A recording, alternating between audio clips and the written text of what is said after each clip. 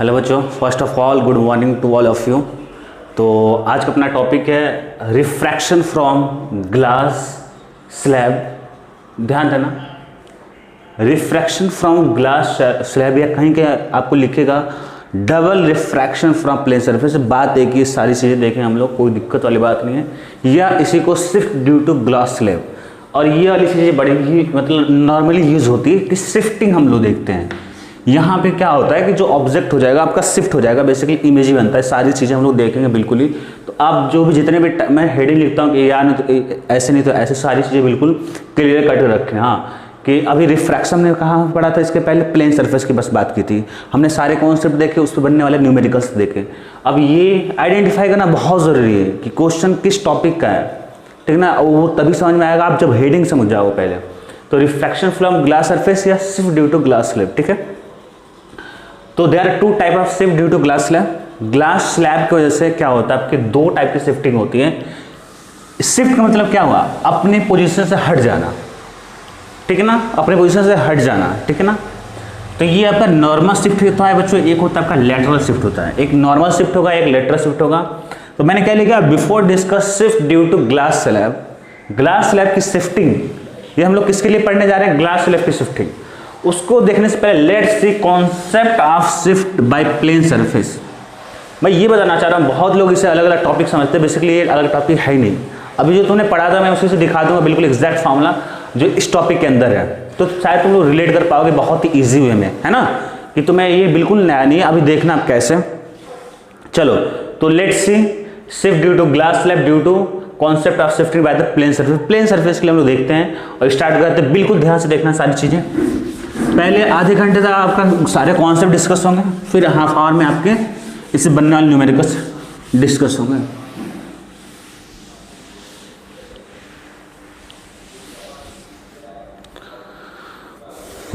आपने plane surface पढ़ रखा है कि चलो ये आपका एक इंटरफेस है, इधर N1 मीडियम है, यहाँ पे N2 रिफ्रैक्टिव इंडेक्स का मीडियम है, यहाँ पे इसका N1 is greater than N2, that means N1 is denser N2 is rare medium, ठीक है। यहाँ से एग्री करते हो, ठीक है। तुमने देखा था कि यहाँ पे मान लो कि इस मीडियम में N1 मीडियम में ऑब्जेक्ट है और यहाँ पे ऑब्जर्वर है, मतलब कोई पर्सन है, कुछ भी हो सकता है। पर्सन यहाँ पे किसी की भी आंख हो सकती है, बर्ड की आंख हो सकती है, यहाँ पे फिश हो सकता है, कुछ भी हो सकता है, ठीक है ना। तो ये कॉन्सेप्ट मैंने इसके पहले वाले में बता रखा था आपका। तो कैसे आपकी इमेज फॉर्मेशन होता था, आपका इमेज फॉर्मेशन ऐसा होता था कि एक तो नॉर्मल इंसिडेंट चली गई रे और एक किसी एंगल पे ले लो, तो ये आपका डेंसर में है तो अवे फ्रॉम द नॉर्मल चली जाएगी आपकी रे। अगर आपकी रे डेंसर टू रेयर में जा रही है तो रिफ्रैक्शन होगा, उस रिफ्रैक्शन में क्या होगा, ये जो रे होगी अवे फ्रॉम द नॉर्मल हो जाएगी। मैं अगर इसको पीछे मिलाऊंगा तो ये यहाँ पे कट कर रही है, कहाँ पे कट कर रही है, ये आपके यहाँ पे कट कर रही है, तो ये आपकी इमेज बन गई, ठीक है ना। अब देखो शिफ्टिंग क्या है कि यही शिफ्टिंग है कि आप अगर यहाँ से देख रहे हो तो जो आपका ऑब्जेक्ट है वो आपको यहाँ पे ना दिखाई दे के आपको यहाँ पे दिखाई दे रहा है, यही आपकी शिफ्टिंग है। ये this OI is the shift, यही इसी को हम लोग शिफ्ट बोलते हैं। मतलब जो आपको जो एक्चुअल पोजिशन ना दिखाई दे के जो आपकी पोजिशन दिखाई देती है उसे हम लोग बोलते हैं, जो O ना दिखाई दे के जो आपके I दिखाई देगी, इस बंदे को O ना दिखाई दे के I दिखाई देगी, वही मेरा क्या है, यही मेरा शिफ्टिंग है। अब देखो बहुत ही कम रिलेशन है, बहुत ही डिफरेंस समझना यहाँ पर जरूरी है कि जो तुमने इसके पहले देखा था वो हम लोग देखते थे कि इंटरफेस से इसकी पोजीशन ऑफ इमेज देखते थे, इंटरफेस से इसकी कितनी पोजीशन है, तो हम लोग बोलते थे कि ये जो है डी एपेरेंट है, ठीक है ना। और ये जो ऑब्जेक्ट की इंटरफेस को हम लोग बोलते थे डी एक्चुअल बोलते थे। इतनी बात हम लोग बोलते थे कि ये एक्चुअल है और ये क्या एपेरेंट है, ठीक है। यहां तक एग्री करते हो। तो अब तुमको ये लेंथ पता है, तो ये लेंथ निकालने में कोई दिक्कत क्या है, कोई दिक्कत नहीं। तो आप समझना जो एपेरेंट डेप्थ निकालते हो वो बहुत कम फर्क है, समझो। एपेरेंट डेप्थ निकालते हो वो इमेज की पोजीशन होती है कहां से, इंटरफेस से। इंटरफेस वो होता है जो दोनों मीडियम को डिवाइड करता है, ठीक है ना। और ये जो बची हुई डिस्टेंस है, यानी कि टोटल में से जगह एपेरेंट डेप्थ घटा दो तो जो तुम्हारी डिस्टेंस बचेगी वो तुम्हारी क्या कहलाएगी, शिफ्टिंग कहलाएगी। मतलब मेरे को ऑब्जेक्ट यहाँ पे दिखाई देगा, मेरे को यहाँ पे दिखाई दे रहा है, ये चीज क्लियर। तो यहाँ अगर मैं यहाँ पे शिफ्ट निकालना चाहूँ बच्चों तो बिल्कुल ईजी है। तो लोग बोलोगे सर कि जो एक्चुअल डेप्थ है वो निकाल लो आप, तो डी एक्चुअल माइनस में डी एपेरेंट, डी एक्चुअल। और तुम्हें डी एपेरेंट का फॉर्मूला पता था बच्चों, क्या होता था डी एपेरेंट का, वो होता था आपका डी एक्चुअल अपॉन में एन रिलेटिव यही होता था। तो अगर मैं डी एक्चुअल कॉमन ले लूँ बच्चों तो ये मेरे को मिल जाएगा 1 माइनस 1 अपॉन में एन रिलेटिव, ठीक है, यही शिफ्ट है आपका।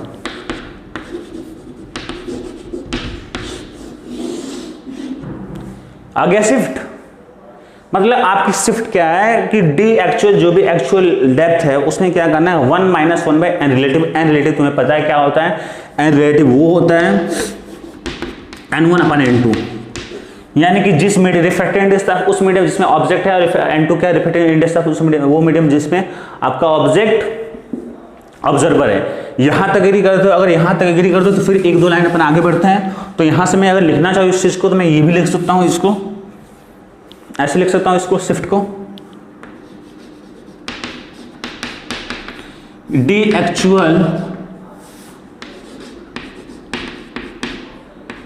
Actual 1 minus 1 by n relative क्या होगा n1 अपॉन में n2, हो सकता है वैल्यू पट कर दिया मैंने। अगर मेरा n2 बच्चों मान लो एयर हो, इफ n2 मेरा क्या हो, इफ एयर n2 मेरा क्या हो 1 हो, मतलब क्या एयर है, तब n2 वैल्यू अपन 1 पुट करेंगे तो मेरे को क्या मिलेगा बच्चों, शिफ्ट कितना मिलेगा, जो मेरे को शिफ्ट मिलेगा वो मेरे को मिलेगा D actual 1 minus 1 by n1, या उसको ले लेते हैं n ले लेते हैं, ठीक है। तो ये आपका फॉर्मूला निकल के आ गया। ये फॉर्मूला बिल्कुल ग्लास में लगेगा, बिल्कुल ग्लास का जो है बिल्कुल वही लगने वाला है, पर जो एक्चुअल डेप्थ है वहां पे होगा ग्लास की थिकनेस हो जाएगी। बार बार समझो, बिल्कुल रिलेट करो, बिल्कुल टॉपिक इजी हो जाएगी। ये शिफ्टिंग है ड्यू टू प्लेन सरफेस, मैंने फॉर्मूला निकाल दिया। जो शिफ्टिंग क्या होगी, एक्चुअल डेप्थ इनटू में 1 माइनस 1 बाई एन। अभी एक ग्लास सरफेस आएगा, उसके लिए जो एक्चुअल डेप्थ है वो थिकनेस हो जाएगी, और एन जो है और यहाँ पे क्या ऑब्जेक्ट का refractive index of the medium object है, पर वहां पे एन जो हो जाएगा आपका ग्लास का आपका हो जाएगा रिफ्रैक्टिव इंडेक्स, ठीक है। अगर यहां तक चीजें समझ में आए तो आगे बढ़ते हैं, ठीक है, चलो आगे बढ़ते हैं।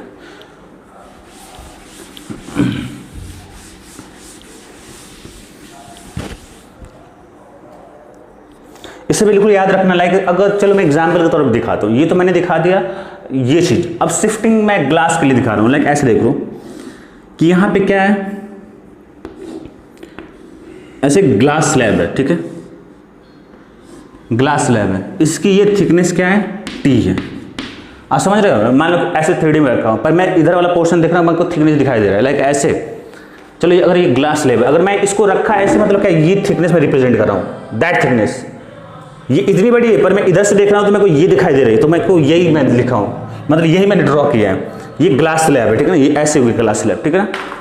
तो अगर ये ग्लास स्लैब है बच्चों जिसकी थिकनेस टी है, और हर एक ग्लास का क्या रिफ्रैक्टिव इंडेक्स होता है, तो मैंने मान लिया कि उसका रिफ्रैक्टिव इंडेक्स n है इस ग्लास का, ठीक है।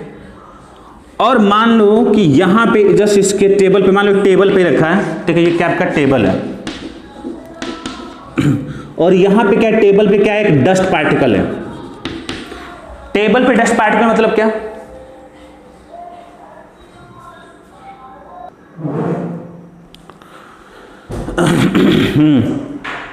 तो बच्चों अगर ये टेबल पे आपका डस्ट है, तो अगर आप यहां पे हो, आप कहां पे हो, यहां पे आपकी आईज है, मतलब ऑब्जर्वर मेरा यहां पे, अगर ये बच्चों डस्ट को देखेगा तो यहां पे डस्ट, यहां पे इसको थिकनेस टी नहीं दिखाई देगी, इसको कुछ ऊपर उठा हुआ दिखाई देगा, इसको क्या दिखाई देगा, इसको ऊपर उठा हुआ दिखाई देगा। यही तो मतलब ये आपकी एक्चुअल पोजीशन डस्ट की ये थी, ये आपकी डस्ट है, और मेरे को यहां पे दिखाई दे रहा है, तो ये मेरा शिफ्ट हो गया इतना। अब ये मेरा कितना शिफ्ट हो गया, मान लो कि इसको अगर मैं डेल्टा एक्स मानता हूं, अगर मैं इसको डेल्टा एक्स मानता हूं बच्चों, तो अब मेरा एक्चुअल डेप्थ की जगह क्या हो जाएगा, मेरा इसका थिकनेस होगा टी इंटू में 1 माइनस 1 बाई एन। एन अगर मेरा क्या होगा बच्चों, यहाँ पे इसका refractive index of the glass slab हो जाएगा, ठीक है ना, delta x equals to T into 1 minus 1 by n. ये बिल्कुल रियल लाइफ में भी, लाइक तुमने देखना कि डॉक्टर अगर के पास तुम जाते हो तो अपने टेबल पे वो ग्लास का कुछ रखे होते पेपर होल्डिंग करने के लिए, तो अगर चाहे बिल्कुल आप ले लेना, जैसे अखबार है उसके ऊपर ग्लास स्लैब रख देना ट्रांसपेरेंट, देखे हो तो आपकी जो भी जैसे लगे कि जो भी आपके लेटर्स इंग्लिश के जो भी है हिंदी के, तुम्हें उठे हुए दिखाई देंगे अपनी एक्चुअल पोजीशन से। तो ये कितना उठा हुआ है, यही आपका क्या है, क्या शिफ्टिंग है, शिफ्ट हुआ। डस्ट यहां पे पर आपको दिखाई दे रहा है, यहां पे एपारेंट डेप्थ आप समझ पा रहे हो, अगर कोई बोले तो एपारेंट डेप्थ क्या होगा, तो ये अगर यहां से देख लो तो ये इंटरफेस बनेगा और इंटरफेस से जो इसकी इमेज की पोजीशन होगी वो आपकी एपारेंट डेप्थ कहलाएगी। वो मैं क्लियर इसलिए कर दिया हूं ताकि कंफ्यूजन न रहे, दोनों में क्लियर कट होना पड़ेगा, शिफ्टिंग क्या है और एपारेंट डेप्थ क्या है। एपारेंट डेप्थ ठीक है ना, हाँ तो चलो ये delta x equal to T into 1 minus 1 by n हो गया, बिल्कुल इस फॉर्मूले को रिलेट करना, ये हो जाएगी। यहाँ पे ग्लास के लिए पर करेंगे तो ग्लास की थिकनेस इंटू में 1 माइनस 1 बाई एन हो जाएगा। चलो अब हम लोग आ जाते हैं जो बिल्कुल हमने बात की थी, थोड़ा सा डिटेल में कर लेते हैं। फॉर्मूला ये लिखने वाला बस आपका काम हो चुका है, बस अब थोड़ा सा रे डायग्राम से मैं आपको कुछ समझाना चाहता हूँ। अभी तो बस शिफ्ट समझाया, अभी आपको पता ही नहीं कि नॉर्मल शिफ्ट और लेटरल शिफ्ट होता क्या है, ठीक है। चलो समझो इस चीज को।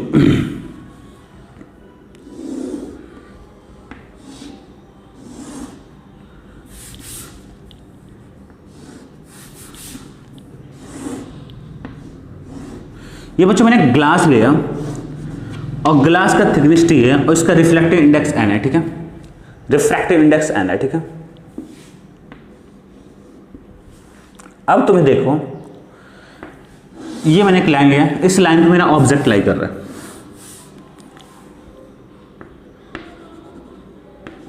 ठीक है, ये यहां मेरा ऑब्जेक्ट है और यहां पे एन, मेरा ऑब्जर्वर देखो, बार बार जो बोल रहा हूं ऑब्जर्वर देखो, ऑब्जर्वर मेरा इस साइड है।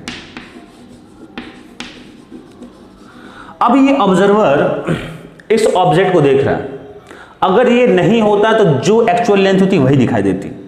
अब मैं देख रहा हूं कि अगर ऑब्जर्वर इस ग्लास स्लैब को बीच में रख दिया जाए तब ऑब्जेक्ट को देखता है, तो मेरे को कहां पे दिखाई दे रहा है, मेरा ये काम है, ठीक है ना।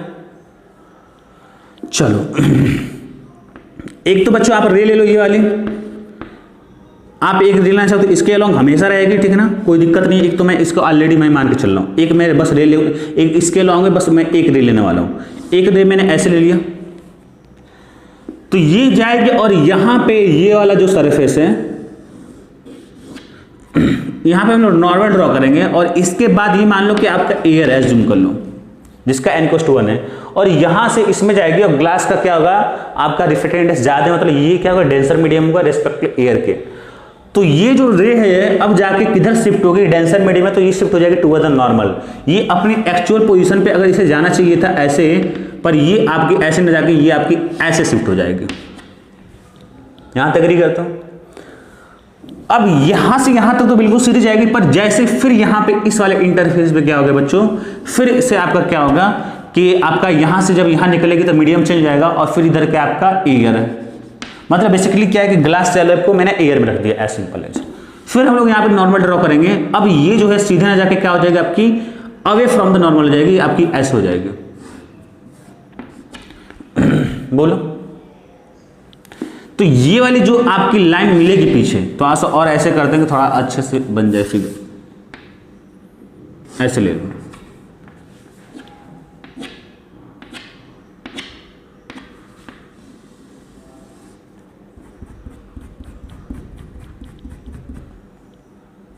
ठीक है, तो ये मेरी फाइनल जो है इस ग्लास स्लैब से पे कितने बच्चों आपके रिफ्लेक्टिंग सरफेस हो गए, रिफ्रैक्टिंग सरफेस 2 हो गए। मतलब अगर मैं प्लेन सरफेस की बात करूं तो एक यहां से रिफ्लेक्शन हो रहा है, एक यहां से रिफ्लेक्शन हो रहा है, तो फाइनल जो इमेज बनेगी मेरे को यहां के रिफ्लेक्शन से बनेगी। बेसिकली अगर तुम इसको मिलाओगे ना पीछे, तो ये भी एक इमेज बनाएगी, पर हमें तो यहां से फाइनल मेरे को ये रे मेरे आंखों तक पहुंचनी चाहिए, ये वाली रे। तो अगर ये इस वाले रे को अगर अपन पीछे मिलाएं तो यहां पे इसको इंटरसेक्ट कर रही, तो मेरे को मतलब फाइनल इमेज मेरे को यहां पे दिखाई दे रही है। थोड़ा सा मैं देख लूं क्या तुम लोगों को बिल्कुल फिगर क्लियर है क्या? ठीक है, बात समझ में आई? तो ये जो है आपकी रे डायग्राम हो गया। मतलब आपकी इमेज कैसे दिखाई देगी, यहां से एक बच्चों रे आपकी जाएगी, यहां से एक रे गई आपकी, यहां से आपका ये डेंसर मीडियम ग्लास तो बिल्कुल आपका झुक जाएगी टुवर्ड द नॉर्मल ड्रॉ करना, और फिर यहां से क्या हो जाएगी, फिर ये यहां से मीडियम चेंज हो रहा है, तो ये क्या हो जाएगी, अवे फ्रॉम द नॉर्मल हो जाएगी। इस रिफ्रैक्टिंग रे को, क्योंकि यही तो मेरी आई इमेज आएगी, तो ये तो मिलने वाली है नहीं, एक तो रे मेरा इस साइड में ऑलरेडी है, ये तो एज्यूम है, तो ये तो मिलने वाली नहीं, तो हम लोग पीछे मिलाएंगे इनको, तो जब इसको पीछे मिलाएंगे तो यहाँ पे इंटरसेक्ट करेगी और ये मेरा इमेज बन जाएगा ओ आई। तो अब यही चीज क्या है बच्चों, यही जो चीज है आपका क्या है, ओ से मतलब अब जो ऑब्जर्वर है, जो देखने वाला है, उसे ओ ना दिखाई देगा, आई दिखाई देगा, तो उसके लिए क्या हो गया, ऑब्जेक्ट तो यहां पे दिखाई दे रहा है, शिफ्ट हो गया, और इसी को हम लोग बोलते हैं क्या, शिफ्ट बोलते हैं। ठीक है, ये ग्लास स्लैब के लिए के फॉर्म में हो गया। तो अगर मैं शिफ्ट को, अगर मैं यहां पे ओ आई लिखूं बच्चों, शिफ्ट मेरा जो है ओ आई, जो मेरा शिफ्ट है ब्रैकेट में ओ आई, वो मेरा कितना होगा, टी इंटू में, अभी मैंने सिखाया था थिकनेस इंटू में 1 माइनस 1/n, n क्या है बच्चों, ये जो है बच्चों आपका है refractive index of glass slab. अगर आपका एयर नहीं होगा तो बच्चों क्या होगा, आप लोगे जब रिफ्रैक्टिव क्या बोलते हैं आप, अगर रिलेटिव रिफ्रैक्टिव इंडेक्स लोगे तो आप n1 यानी कि बाई n2 होगा, तो यहाँ पे जो सराउंडिंग का हो जाएगा आपका, सराउंडिंग का जो रिफ्रैक्टिव इंडेक्स हो जाएगा वो हो जाएगा। लाइक अगर मैं बोलूँ कि ये n1 है और लाइक ये आपका n2 है, अब मान लो n1 n2, तब कैसे लिखोगे यहाँ पे शिफ्ट, तो आप ऐसे लिख लो, shift equals to T into में 1 माइनस 1 और n1 अपॉन n2 हो जाएगा। यहाँ पर n रिलेटिव क्या होगा, n1 पर n2, तो यहाँ ऊपर चला जाएगा n2, t हो जाएगा आपका। ये कब है, जब आपका स्लैब रखा हो, स्लैब प्लेस्ड इन एयर, और ये फॉर्मूला कब है आपका, हालांकि सेम ही चीज है, बस फंडा समझ लोगे तो ये सब याद करने की जरूरत नहीं पड़ेगी। Slab placed in n1 medium, in n1, ये n1 n2 medium, n2 medium,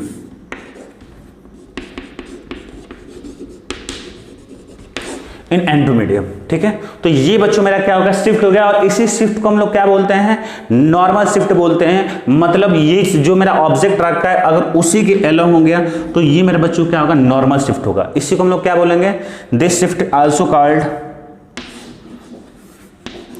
लिख लो, this shift is called normal shift.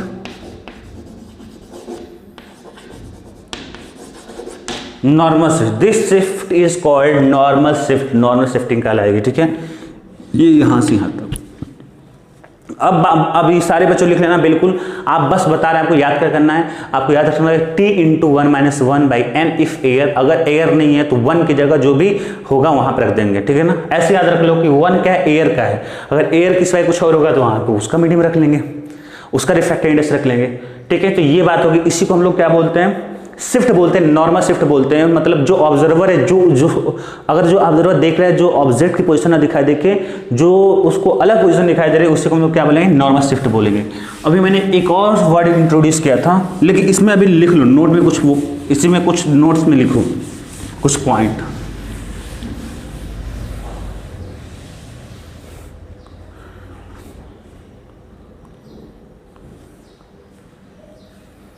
Note में लिखो, नोट में मैं लिख देता हूं पहले।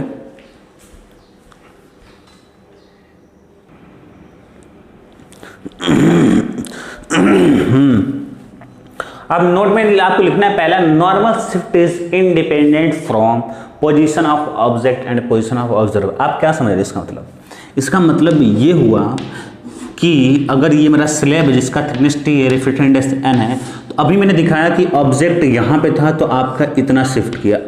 ठीक है, चाहे ऑब्जर्वर यहाँ पे रहे आपका, चाहे यहाँ पे रहे आपका, ऑब्जर्वर चाहे यहाँ पे खड़ा रहे, चाहे आपका यहाँ पे खड़ा रहे, कहीं खड़ा रहे, इसको शिफ्ट इतनी ही दिखाई देगी। ठीक है ना, मतलब ये ऑब्जर्वर यहाँ पे चाहे यहाँ पे कोई फर्क नहीं पड़ने वाला। सिमिलर है, अगर मैं ऑब्जेक्ट को, अगर मैं ऐसे बोलूँ कि ऑब्जेक्ट यहाँ पे रखूँ, ऑब्जेक्ट यहाँ पे रखो, ऑब्जेक्ट यहाँ पे रखो, हर जगह t इंटू 1 माइनस 1/n का ही शिफ्टिंग होगा। इसलिए तो मैंने बताया था कि अब यदि ये मान लो कि ये आपकी ग्लास है और ये क्या किया, टेबल पर रखा है, टेबल पे क्या है, डस्ट है, देख लो, इसका मतलब क्या है, जस्ट ये टच कर रहा है इस स्लैब, जो भी आपका डस्ट है बिल्कुल क्या कर रहा है, इस वाले ग्लास को टच कर रहा है बिल्कुल ही, तब भी उतना ही शिफ्ट होगा। चाहे दूर है, ये मैटर नहीं करेगा कि अगर यहाँ पे ऑब्जेक्ट है और तो कुछ अलग हो जाएगा। यहाँ पे देख लो ना फॉर्मूले में, t इंटू 1 माइनस 1/n, क्या यहाँ पे पोजीशन ऑफ ऑब्जेक्ट, उसमें कोई फॉर्मूला है जहाँ पे ऑब्जेक्ट की पोजीशन और मीन्स की ऑब्जर्वर की पोजीशन बताए, जैसे शिफ्ट का delta x equals to t into 1 minus 1/n। ये तो सारी कहानी बिल्कुल स्लैब की थिकनेस है, स्लैब का ही क्या आपका स्लैब क्या आपका रिफ्रैक्टिव इंडेक्स है। ये तो कहीं भी इसमें पोजीशन ऑफ ऑब्जेक्ट ऑब्जर्वर की बात कर ही नहीं रहा है, ये बस उसको अपने से मतलब है। अगर थिकनेस को चेंज करोगे बढ़ाओगे तो और भी शिफ्टिंग ज़्यादा कर देगा, ठीक है ना। तो वो सारी चीज़ें बिल्कुल एकदम इंडिपेंडेंट है, आपकी डजंट मैटर आपकी पोजीशन ऑफ ऑब्जेक्ट कहाँ पे हो और ऑब्जर्वर कहाँ पे, ठीक है ना। तो मेरे कहने का मतलब ये है कि अगर आपका ऑब्जेक्ट यहाँ पे भी लाई कर रहा है तब भी शिफ्ट उतना ही होगा, कोई दिक्कत वाली बात नहीं, ठीक है। Shift is always in the direction of ray of light, very very important, always in the direction of ray of light, very very important. Provided slab in denser medium, condition है कि स्लैब क्या होना चाहिए, denser medium होना चाहिए। Like अगर मैं बोलूं जैसे अभी वाला मैं कंडीशन दिखाया था ना, ये प्रूफ जो मैंने किया था,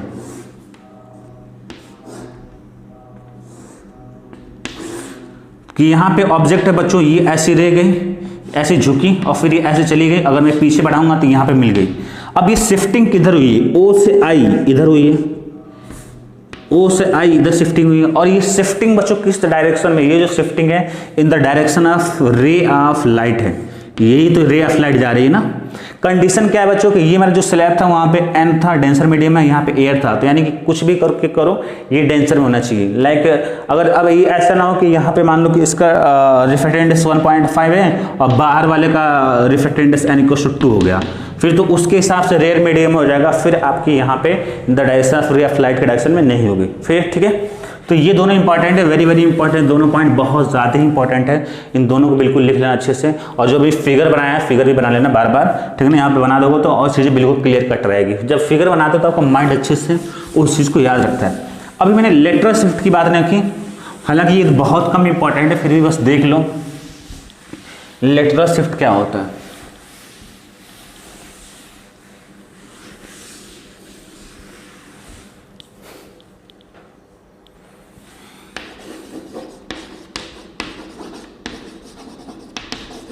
लेटरल शिफ्ट क्या है, यही ग्लास स्लैब है मेरा,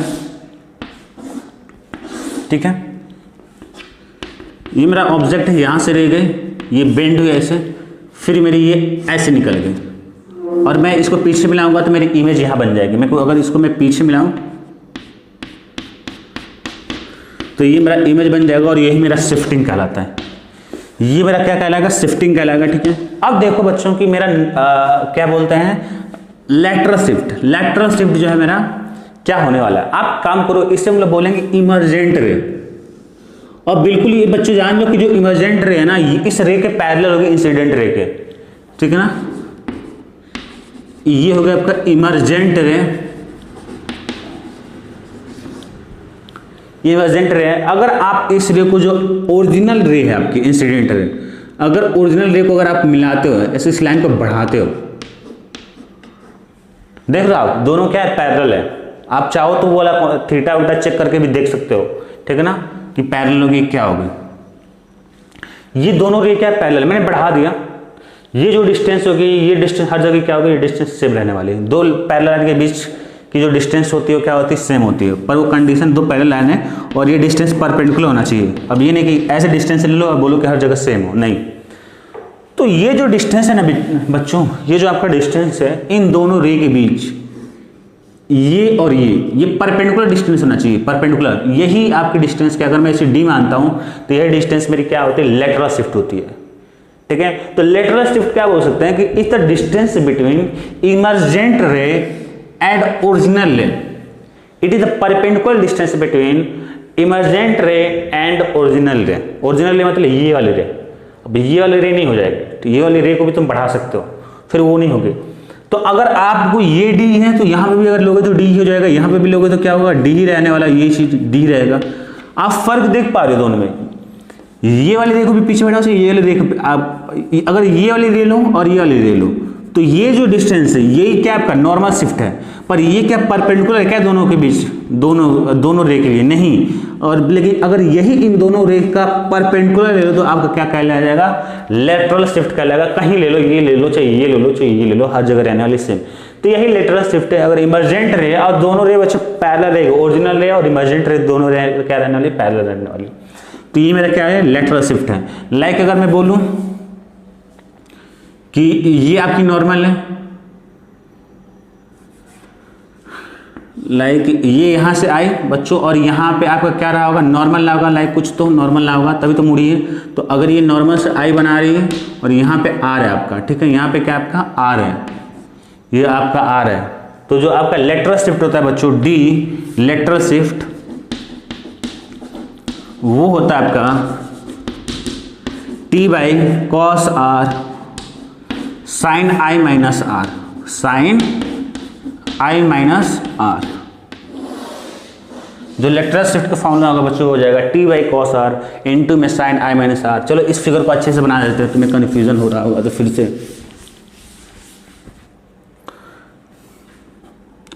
देखो, ये है आपका स्लैब,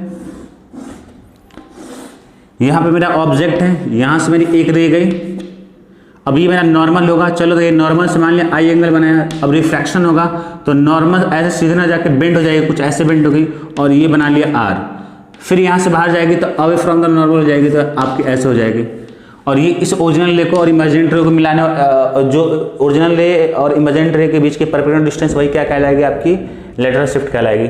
तो ये तुम्हें पता चल गई, ये वाला आई और ये वाला आर, ठीक है, वही है लेटरल शिफ्ट क्या होगा। और टी क्या बच्चों, इसकी थिकनेस है, और रिफ्लेक्टिंग एन है तो लेटरल शिफ्ट हो जाएगा t by cos r into में साइन आई माइनस आर हो जाएगा। चलो इतनी बात हो गई, तो तुमने नॉर्मल शिफ्ट समझ लिया, लेटरल शिफ्ट समझ लिया। अगर फिर से कोई दिक्कत आती है, आपको नहीं समझ में आ रहा है, डिस्कशन में आप पूछ रहे हैं कि सर मेरे को यहाँ पे प्रॉब्लम है, ठीक है। अब एक और हेडिंग बस लिख लो सिंपल सा, कि shift due to multiple slab, shift due to multiple slab.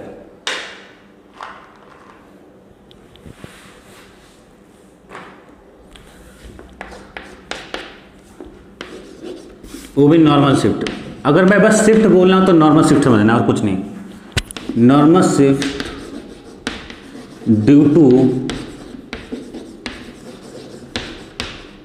Multiple slab, ठीक है। जैसे अगर मैं बोलता हूं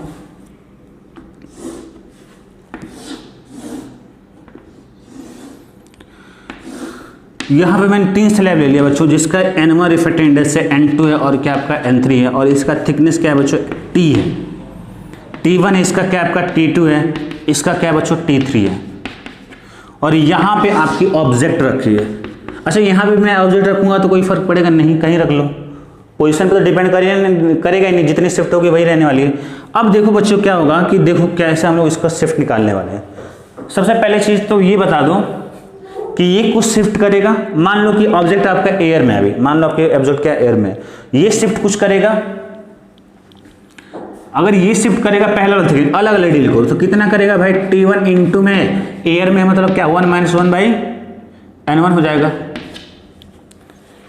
ये भी कुछ शिफ्ट करेगा तो ये कितना करेगा बच्चों, ये करेगा T2 इंटू में 1 - 1 बाई N2।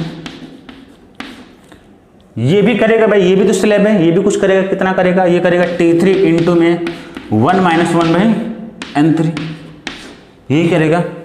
तो ये शिफ्ट प्लस में ये शिफ्ट सबको जोड़ दो तो ये आपको क्या मिल जाएगा, नेट शिफ्ट मिल जाएगा ड्यू टू मल्टीपल स्लैब।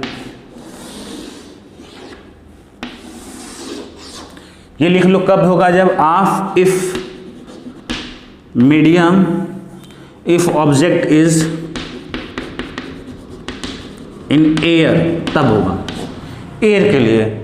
ये शिफ्ट कितना होगा, T1 into 1 - 1 by N1 plus T2 into 1 - 1 by N2 plus T3 into 1 - 1 by N3। क्या समझे आप यही समझे कि अगर कोई दिक्कत नहीं, आप एक स्लैब दे दो या एक से ज्यादा दे दो, सबका हम लोग क्या करेंगे, शिफ्टिंग अलग अलग निकालेंगे और सबको क्या करेंगे, ऐड कर देंगे, एज सिंपल है।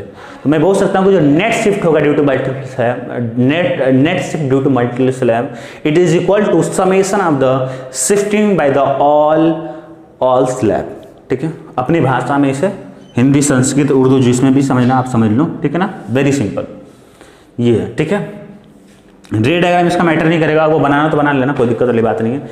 अगर मान लो कि अगर आपका ऑब्जेक्ट एयर में नहीं है, अगर मैं बोलूं कि ये जो ऑब्जेक्ट है एन वाले मीडियम में, जो ऑब्जेक्ट है इधर आपका यहाँ पे ऑब्जर्वर है, दोनों की सेम मीडियम है एन है, ठीक है, तब आपकी शिफ्टिंग क्या होगी, तो कोई दिक्कत नहीं। जहाँ पे n है वहाँ जहाँ पे 1 है वहाँ पे क्या लगा दो, आप n रख दो, कुछ नहीं, और कुछ नहीं करना है। अब यहाँ पे n1/n2 n2/n3 कुछ नहीं देखना है। अगर तुम्हें कन्फ्यूजन है तो वो वाला कॉन्सेप्ट उठा लो कि n रिलेटिव क्या होता था, n1 अपॉन में, चलो मैं समझा पहले लिख देता हूँ, एज सिंपल एज, अगर आपका if medium is, if object is in that medium which has refractive index n, तब क्या होगा, शिफ्ट। पता चला कि यही हर जगह चिपका रहे हो, तो तब होगा T1 इंटू 1 माइनस 1 की जगह क्या रख दो, n रख दो, कुछ नहीं। समझो कि ये एयर के लिए क्या होता है, रिफ्रैक्टिव इंडेक्स 1 होता है, तो 1 की जगह बस n रख दो, तो n/n1 हो जाएगा, प्लस में T2 इंटू 1 माइनस 1/n/n2 हो जाएगा, प्लस में T3 इंटू 1 माइनस n/n3 हो जाएगा। इसे लिख लो, if object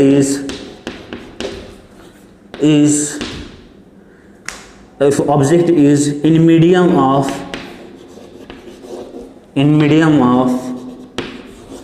refractive index of n, है ना। आपके ऑब्जेक्ट क्या करिए, उस मीडियम में है जिस मीडियम का रिफ्रैक्टिव इंडेक्स क्या बच्चों, n है।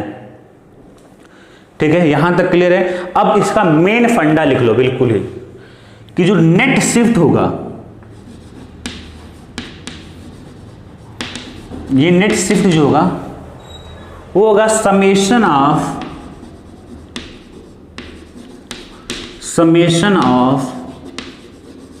ऑल शिफ्ट बाई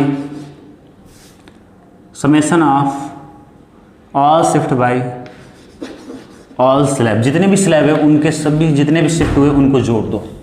ये होगा, यही फंडा लगाया मैंने। फॉर्मूला तो वही है, बस मैंने क्या कर दिया कि ये मैंने फंडा लगा दिया। ठीक है, हाँ, तो आपने ये देखा normal shift to due to multiple slab. ठीक है ना, फंडा बस अपना क्लियर रखो। अच्छा, मैं तुमसे अगर थोड़ा सा मैं चेंज कर दूं क्वेश्चन, मैं बोलूं कि ऑब्जेक्ट अगर आपके यहां पे, तब क्या होगा, तो तुम बोलोगे सर ये तो जो शिफ्टिंग होती है इंडिपेंडेंट है, तो पोजीशन ऑफ ऑब्जेक्ट होती है, तो कोई दिक्कत नहीं, आप जहां पे है यहां पे रखो, यहां पे रखो, सब कुछ रहने वाला सेम। ठीक है, चलो अगर मैं आपसे थोड़ा सा एक क्वेश्चन पूछूं, हालांकि ये कॉन्सेप्ट प्रोवाइड कर रहा हूं, ठीक है ना, क्वेश्चन के बहाने, कि ये टैंक है बच्चों, ये टैंक है और उसमें 3 तरह की लिक्विड है, 3 तरह का फ्लूइड है। ठीक है ना, एक फ्लूइड है जिसका रिफ्रैक्टेंस n1 है, n2 है, n3 है, और इसकी जो डेप्थ है या थिकनेस ले लो, T1 है, इसकी T2 है, और इसकी क्या आपकी T3 है। और एक बच्चों मान लो कि ये आपकी ऑब्जेक्ट यहाँ पे रखी है, यहाँ पे आपकी ऑब्जेक्ट रखी है, और यहाँ पे मान लो कि आपका ऑब्जर्वर है, आई मतलब क्या आपका ऑब्जर्वर है, तो आपको बताना कितना शिफ्ट दिखाई देगा। अभी आपने ग्लास स्लैब देखा था, अब वाटर आ गया, आपको कितना शिफ्ट दिखाई देगा, आपको ये बताना है। पॉज करो और ट्राई करो।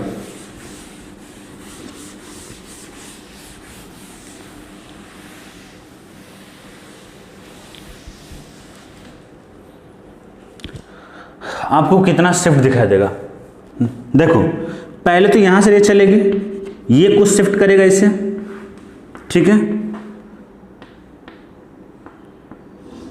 ये इसे कुछ शिफ्ट करेगा, ये वाला सरफेस यहां से नॉर्मल ड्रॉ कर लो। ठीक है, और ये थोड़ा सा इसे ऐसे, n2 को मान लो डेंसर है, तो ये टूवर्ड्स द नॉर्मल हो जाएगा। फिर ये n3 मान लो क्या है, डेंसर, तो फिर टूवर्ड्स द नॉर्मल हो जाएगा, और फिर ये अवे फ्रॉम द नॉर्मल हो जाएगा, और यहाँ पे आपकी इमेज बन जाएगी। ठीक है, देख लो, ऐसे डेंसर मानते जाओ तो क्या हो जाएगी, रे क्या होगी, मुड़ती जाएगी, और बाहर क्या जाएगी, अवे फ्रॉम द नॉर्मल हो जाएगी, क्योंकि ये तो एयर में रखा हुआ है, एयर में। ठीक है, ऑब्जर्वर कौन है, एयर में। तो ये आपको बताना है शिफ्ट OI कितना होगा। तो तुम्हें करना क्या है, जो फॉर्मूला आपका स्लैब वाला है वही लगाना है। आपको ये मानना है कि जो लिक्विड है जिसका रिफ्रैक्टिव इंडेक्स n1 है, थिकनेस T1 है, उसे मान लो कि स्लैब की तरह बिहेव कर रहा है, इतना। आप ये मान लो कि लिक्विड मान लो, और इसे मान लो कि इस लिक्विड को मान लो कि एक स्लैब जिसका थिकनेस T1 है और रिफ्रैक्टिव इंडेक्स n1 है, तो कितना है, हम क्या करेंगे, समेशन करेंगे सबका। यही तो अभी सिखाया मैंने, तो क्या करूंगा, T1 इंटू में 1 माइनस 1/n1 प्लस में क्या हो जाएगा T2 इंटू में 1 माइनस 1/n2 प्लस में क्या हो जाएगा T3 इंटू में क्या हो जाएगा 1 माइनस 1/n3 हो जाएगा। ठीक है, ये होगी शिफ्टिंग। अगर मान लो कि आपका ऑब्जर्वर ये एयर ना किसी रिफ्रैक्टिव इंडेक्स n में होगा तो हम लोग क्या करेंगे, यहाँ पे हर जगह 1 की जगह n रख देंगे। इसके पहले मैंने कुछ इसी टाइप का कुछ बताया था आप लोगों को, वो मैंने सिखाया था एपरेंट डेप्थ क्या होगी। अगर एपरेंट डेप्थ मतलब क्या है, इस इमेज की जो पोजीशन है यहाँ से कितनी होगी आपकी इंटरफेस से। जब भी एक्चुअल डेप्थ और एपरेंट डेप्थ की बात होगी बच्चों, तो वो आपकी बात होगी कहाँ से, इंटरफेस से। तो एपरेंट डेप्थ कितना होगा बच्चों, एपरेंट अगर डेप्थ हम लोग बोले तो तुम बोलोगे सर कि आपने सिखाया था कि ये हो जाएगा एक्चुअल डेप्थ। अगर इसके लिए देखो तो T1 इंटू में T1 अपॉन में N1 हो जाएगा, क्योंकि जिस डेप्थ का n रिलेटिव क्या होता है, n रिलेटिव मैंने सिखाया था होता है यहाँ पे n रिलेटिव होता था, वो होता था N1 अपॉन N2। N1 क्या होता था कि जिस रिफ्रैक्टिव इंडेक्स उस मीडियम का जहां से आप डेप्थ देख रहे हो, तो जिसका डेप्थ ले रहे हो, तो ये T1 इसका रिफ्रैक्टिव इंडेक्स N1 अपॉन में जो ऑब्जर्वर है, ऑब्जर्वर का क्या हो जाएगा रिफ्रैक्टिव इंडेक्स जिस मीडियम में रखा है वहां पे 1 हो जाएगा। तो T1/N1 प्लस T2/N2 प्लस में क्या हो जाएगा T3/N3, ये हो जाएगा आपका। अब चाहते हो शिफ्ट, इतना पता है तो सब टोटल में से घटा दो T1 plus T2 plus T3 minus में दिस पार्ट, तब ये आंसर आ जाएगा आपका शिफ्ट। तो ये दोनों चीज में क्लियर होना है आपको। ये शिफ्ट है, शिफ्ट मतलब क्या, O से I कितना शिफ्ट हुआ, O से I चला गया इतना। और एपरेंट डेप्थ मतलब क्या हो गया कि इंटरफेस से आपकी कितनी आपकी वो है, इंटरफेस से कितनी आपकी वो है इमेज की पोजीशन।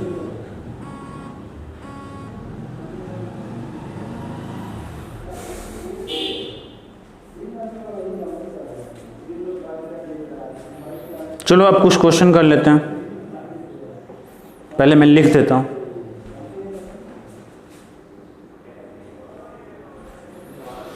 हाँ बच्चों, आपको बताना है क्वेश्चन 1 है final position of final image. ये क्वेश्चन ये कि एक प्लेन मिरर है और उसके सामने का ऑब्जेक्ट है 40 सेंटीमीटर, पर ऐसा तो है नहीं, उसके बीच में एक स्लैब रख दिया है, ग्लास स्लैब, जिसका रेफरेंस इंडेक्स n=3/2 है और जो थिकनेस है बच्चों 20 सेंटीमीटर है। अब आपको बताना है final position of final image क्या होगी।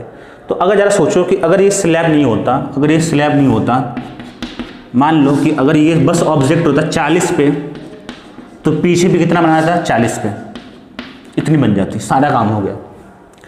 लेकिन अगर कोई ऑब्जर्वर इधर से देख रहा है, ठीक है, ऑब्जर्वर छोड़ो, अगर ये प्लेन मिरर 40 पे होता 40 में दिखता, लेकिन अब इस प्लेन मिरर को ये 40 में दिखाई नहीं देगा, कितने में दिखाएगा चलो देखते हैं। क्योंकि ये जो रे है पहले इससे पास करेगी और ये क्या करेगा शिफ्ट कर देगा, और शिफ्ट किधर होगा इन द डायरेक्शन ऑफ रे, बशर्ते क्या होना चाहिए n=, ये डेंसर मीडियम होना चाहिए, और इधर क्या एयर है और आपको से डेंसर नहीं कुछ दिया है तो एयर मान लो, ठीक है।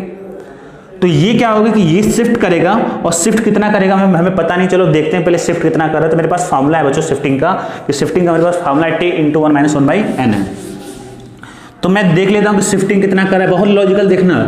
शिफ्ट करेगा बच्चों T × 1 - 1/n, थिकनेस कितना है बच्चों आपका 20 है, इंटू में 1 - 1/n कितना है बच्चों 3/2 है। आप यहां से करोगे, सॉल्व करोगे तो आपको मिलेगा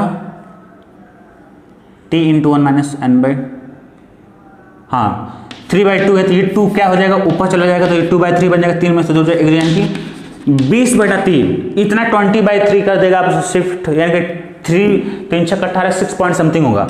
तो ये ऑब्जेक्ट यहां पे शिफ्ट यहां पे मेरे को दिखाई देगा, आई इतना शिफ्ट कर दिया। अब ये जो मिरर देखिएगा, अब यहां से रे निकल के मिरर के पास जाएगी, तो मिरर को अब ये ऑब्जेक्ट 40 पे नहीं दिख रहा है, अब मिरर को कितने प्ले मेरे को कितने पे दिखाई देगा 40 - 20/3, क्योंकि ये तो 20/3 हो गया ना।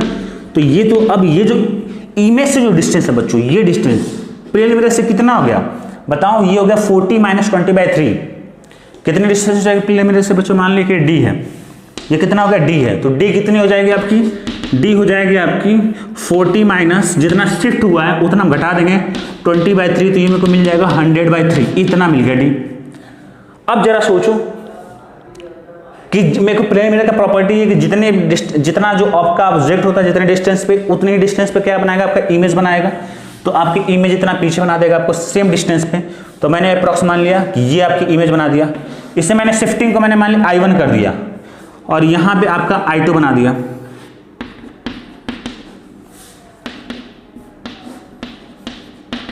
I2 बना दिया। अब ये जो बच्चों I2 हो गया वही प्लेन मिरर से कितनी डिस्टेंस होगी, जितना ये D है उतना ही D होगा। ये D मतलब कितना हो गया 100/3, अब मैं निकाला था 100/3 हो गया आपका, तो ये 100/3 पीछे बना दिया। क्या ये मेरा फाइनल आंसर है? बिल्कुल गलत, ये फाइनल आंसर आपका नहीं होगा। एक बार फिर से रिफ्रैक्शन होगा। देखो ये जो शिफ्ट करेगा 2 बार शिफ्ट करेगा, इस चीज को याद रख लेना, ठीक ना। 2 बार शिफ्ट करेगा। चलो रे डायग्राम से समझाते हैं कैसे 2 बार शिफ्ट करेगा। फिर से ये फाइनल आंसर नहीं है, अभी दिखाते हैं क्या आंसर होगा। ये आपकी रे चली नॉर्मल, इस साइड डेंसर मीडियम में ऐसे हो गई और बाहर निकली तो आपकी ऐसे हो गई, आपकी ऐसे होगी। इसको जब मैंने पीछे मिलाया यहां मिल गई, तो यानी कि यही तुम्हारा शिफ्टिंग है। शिफ्ट मतलब क्या है? इस स्लैब ने कितना इमेज बनाया, कहां बनाया, तो इस स्लैब ने यहां पे इमेज बना दिया, मतलब इतना शिफ्ट कर दे I1। अब इस मिरर को लगेगी कि ये जो रे है कहां से आ रही है, I1 से आ रही है, तो I1 क्या बन जाएगा उसके लिए ऑब्जेक्ट। और ऑब्जेक्ट कितने डिस्टेंस पे बच्चों? ये है आपका D डिस्टेंस पे, तो पीछे भी कितना बनाएगा D डिस्टेंस पे। चलो रे डायग्राम बनाते हैं। तो रे डायग्राम जब बनाओगे तो नॉर्मल यहाँ पे ड्रॉ करोगे तुम, एक रे बनाते हैं, एक रे साफ सुथरा, ये एक रे हो गई। और यहाँ पे बच्चों क्या नॉर्मल ड्रॉ करोगे तो जितने एंगल से आएंगे उतने एंगल से क्या हो जाएगी बच्चों आपकी वापस हो जाएगी। स्लैब को थोड़ा बना बड़ा, तो जितने एंगल से आए उतने एंगल से वापस हो जाएगी, तो ये फिर आपकी रिफ्रैक्ट हो गई, ऐसे रिफ्लेक्टेड हो गई। और पीछे मिला दो तुम तो यहाँ पे मिल गई आपकी, तो यही तो इमेज बना दी। लेकिन सवाल ये है कि फिर से ये जो रे है आपकी स्लैब में जाएगी और फिर ये क्या करेगा, स्लैब शिफ्ट कर देगा। आप लोग यहाँ से बना लेना किधर करेगा शिफ्ट, लेकिन मैं बता देता हूँ आपका आंसर क्या होगा। शिफ्ट किधर होगी? इन द डायरेक्शन ऑफ रे। तो रे जो है किधर इंटर कर रही है स्लैब में, तो स्लैब में इस साइड शिफ्ट इंटर कर रही है, तो इस इमेज को ये जो इसको और शिफ्ट कर देगा इस साइड, कितना कर देगा भाई 20/3। तो यहाँ से 20/3 करोगे तो आपका यहाँ पे आपका मिल जाएगा फाइनल इमेज I3, और ये कितना शिफ्ट कर देगा 20/3। अब बताओ कि ये जो I3 उसकी मिरर से पोजीशन कितनी हुई है, वो हो जाएगी 100/3 - 20/3। तो ये आपका फाइनल आंसर हो जाएगा position of I3 from plane mirror, वो कितनी हो जाएगी बच्चों 100/3 - 20/3 कोस्ट हो जाएगा आपका 80/3 हो जाएगा। ठीक है, अगर तुम इसका चाहते हो साफ साफ रे डायग्राम, तो चलो साफ साफ इसका रे डायग्राम बना देते हैं। इतने स्पेस में नहीं होगा रे डायग्राम, ये चीज़ समझना बहुत ज़रूरी है। इस चीज़ को समझ जाओगे तो सारा काम हो जाएगा।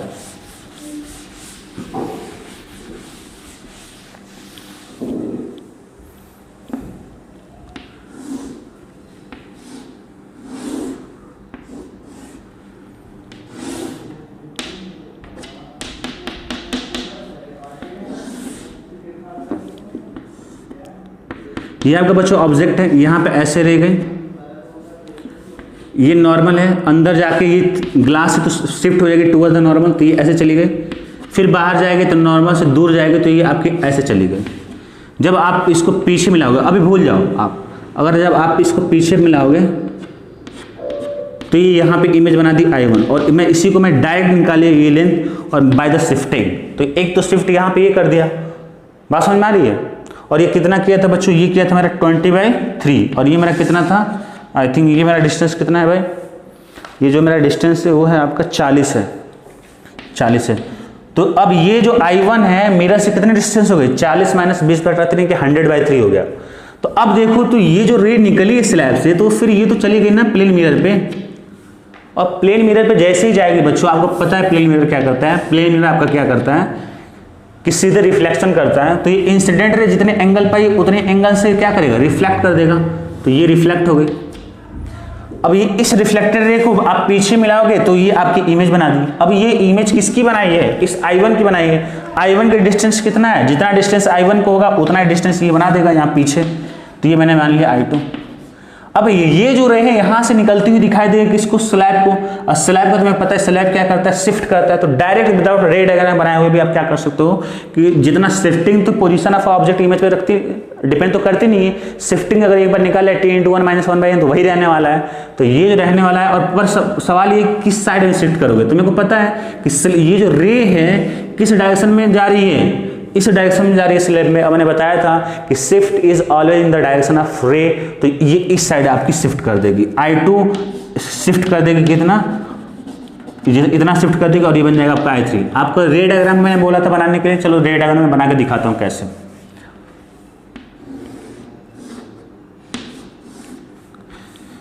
ये इंटर की बच्चों, ठीक है। अब देखो कि यहाँ पे नॉर्मल ड्रॉ करो, बस नॉर्मल ड्रॉ करो और सारा काम हो जाएगा आपका। तो ये क्या पे डेंसर में तो जितने एंगल बजाना चाहिए उतने पे तो जाएगी नहीं, शिफ्ट थोड़ा सा मुड़ जाएगी, ये मुड़ गई। और जैसे यहाँ पे फिर से आपका रिफ्रैक्शन होगा एक बार, और यहाँ पे नॉर्मल ड्रॉ करोगे तो क्या होगा, अवे फ्रॉम द नॉर्मल जाएगी। और ये इसे आप जब पीछे मिलाओगे, देख लो कहाँ मिल रही है, ये रहा, मिल गई I3 पे।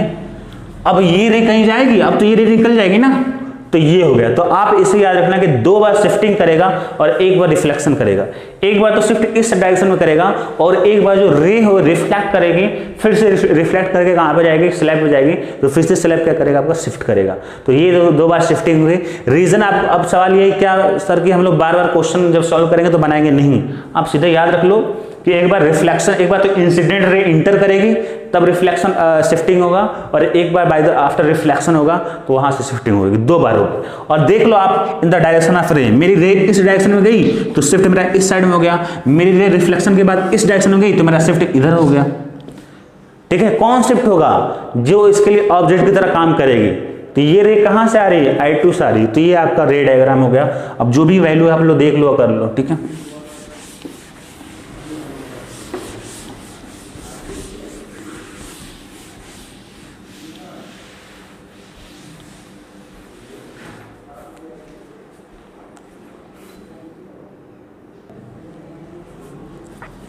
ये अगला क्वेश्चन देखो बच्चों, बताना है final position of image if object is infinity. पहले क्वेश्चन समझ लो।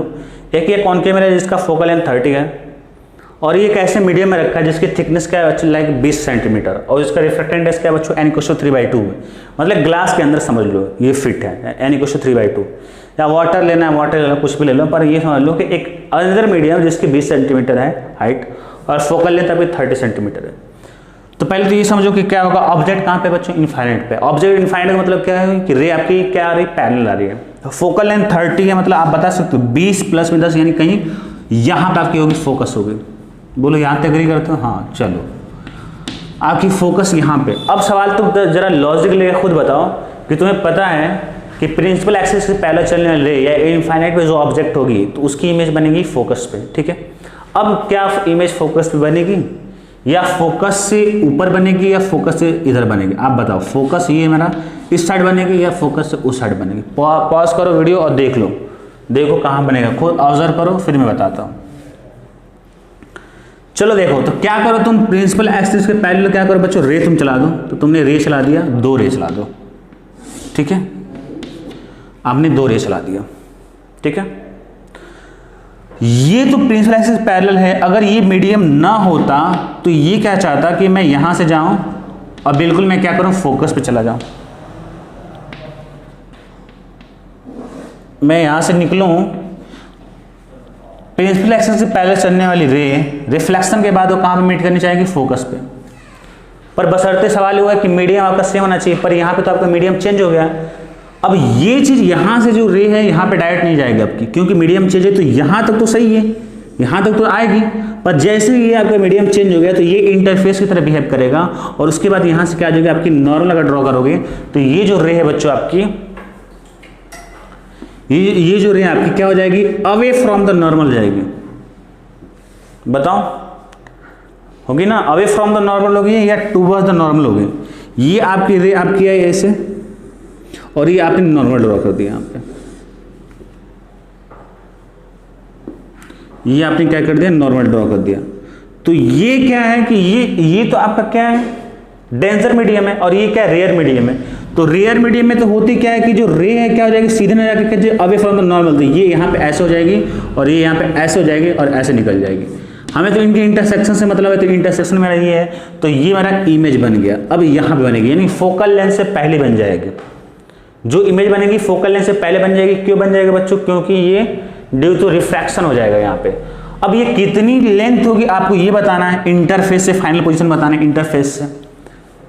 तो अगर इंटरफेस से देखो तो बनना तो चाहिए था आपका ये तो ओरिजिनल डेप्थ हो गया, फोकस से ये जो लेंथ होगी तो ओरिजिनल डेप्थ हो गया, एक्चुअल डेप्थ हो गया। तो डी एक्चुअल कितना हो गया बच्चों, वो हो जाएगा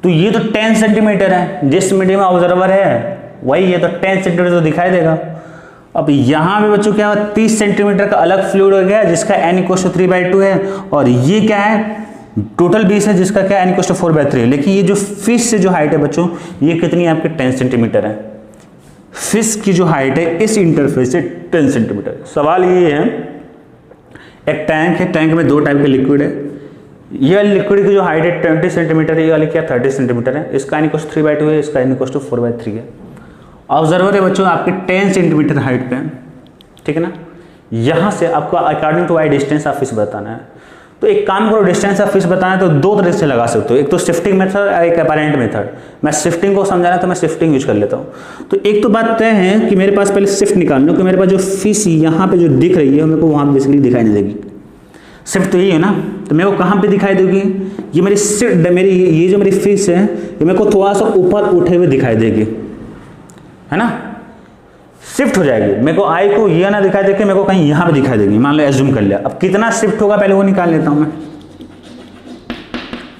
वो कितना शिफ्ट होगा पहले वो निकाल लेता हूँ। तो ये पहले शिफ्ट करेगा, तो अब 20 नहीं लेंगे पूरा। अब ये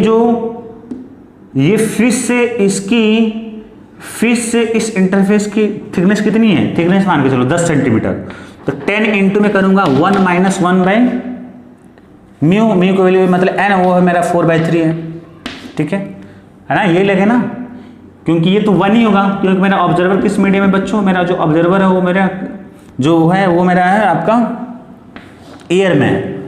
अब ये 30 के हिसाब से आ जाएगा, प्लस में 30 इंटू में 1 - 1/3/2, ये मेरा इतना शिफ्ट हो गया। इन दोनों मीडियम की वजह से इतना मेरे को शिफ्ट हो गया, मीडियम की वजह से मेरी शिफ्टिंग हो गया। अगर मैं इसको सॉल्व करता हूँ तो मेरे को मिलेगा 10 इंटू में ये 3/4 बनेगा, यानी कि 10/4 हो जाएगा यहाँ से, और ये बनेगा 30/3 बनेगा, तो यानी कि ये 4 दूनी 8, 2.5 बनेगा, और ये बनेगा 10 बनेगा, यानी कि 12.5 सेंटीमीटर क्या कर दिया आपका, शिफ्ट कर दिया। तो यानी कहने का मतलब ये है कि फिश से आई की एक्चुअल लेंथ कितनी है, एक्चुअल डिस्टेंस, तो 30, 10, 40, 10, 50, तो एक्चुअल तो 50 है, पर शिफ्ट कितना कर दिया 12.5 का, तो बचा कितना 37.5। तो ये जो है जो 50 की जो डिस्टेंस है आई को, जो एक्चुअल जो डेप्थ है फिश की, एक्चुअल जो डिस्टेंस है फिश की इस आई से 50 है, 10, 30, 40, 10, 50, लेकिन 12.5 मीटर ऊपर उठ गई, तो ये जो डिस्टेंस है अब दिखाई देगी कितनी, 37.5 दिखाई देगी, ठीक है। चलो बच्चों, थैंक यू।